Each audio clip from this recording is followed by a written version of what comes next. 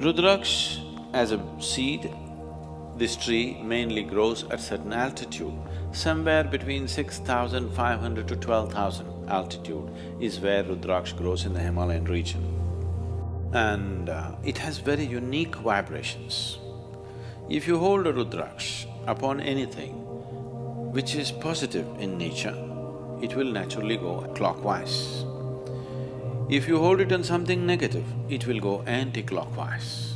If you hold it on something neutral, it will swing like a pendulum. I want to show you what it does, okay? This is just paper, all right? You know about this Rudraksh going clockwise, anti-clockwise, something? Okay. You must tell me which way it's going.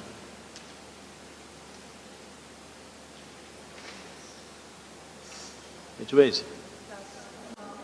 This is clockwise, right? Right now, I've not done any energy transfer or anything, just crumpled it, okay? Just crumpled it. Just watch this.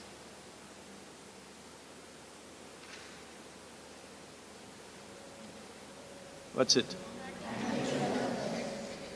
So, I don't know if they told you, I'm sure your parents must have told you, your clothes should be properly folded and kept, your bed clothes should be properly folded and kept.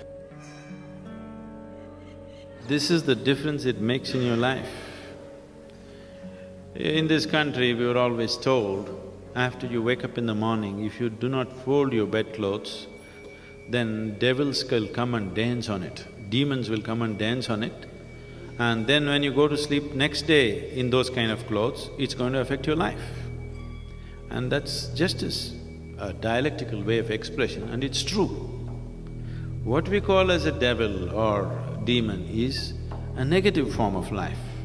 What we call as a divine is a positive form of life. That which sustains you, that which enriches you is divine. That which affects you in a negative way is a demon. So just this paper, if you just crumple it and keep it, it attracts the negative form of energy. If you keep it properly folded, it becomes positive. This is why from everything to everything, how the house should be, where you should place what. If… I don't know, these days it's all going away, we are going by modern aesthetics. Otherwise, if my grandmother was here, everything where what should be what, everything should be in a particular way. In the house, if you go probably, if your mother comes from a traditional background, in the kitchen if you go, always salt and tamarind will be kept together, never separately. Do you know this? Is it so? Still maintained? Yes, because all this awareness, unfortunately, just became tradition. It's beautiful that it became a tradition, but without giving the necessary understanding to people why it is so. Simply do it, after some time somebody comes and says, why should I do it? I'll keep tamarind on my head, salt somewhere else. It doesn't work like that. All these items have something to do with how you live, everything, how it should be kept. So the whole science of seeing how this human being can function at its maximum vibrance, even a simple peasant in this country knows about it without knowing about it. You know, he does not intellectually or consciously know about it, but he just knows this is how it must be done. Because the whole system of yoga was made into a cultural format and given to people because people saw the impracticality of teaching every aspect to every human being on the planet. So just make it culture and leave it to them. I want to see that for the next few generations later, as mothers would teach people, children to brush their teeth, yoga will just happen in their lives. This was so earlier.